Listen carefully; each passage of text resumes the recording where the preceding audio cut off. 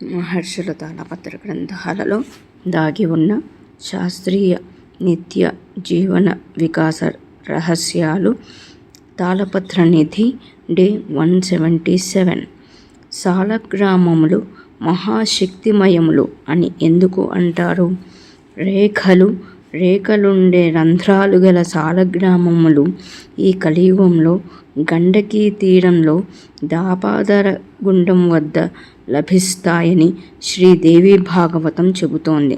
సర్వశాస్త్రాలు ధర్మాలు సెలవిచ్చిన ప్రకారం యజ్ఞయాగాదులు మంత్ర పూజల కన్నా మహోన్నతమైనది సాలగ్రామ పూజ.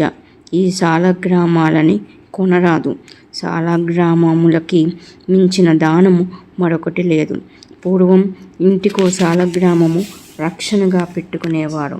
సాలగ్రామములు లభించేది ఖచ్చితంగా గండకీ నది తీరంలోని ముక్తినాథ్ క్షేత్రంలోనే.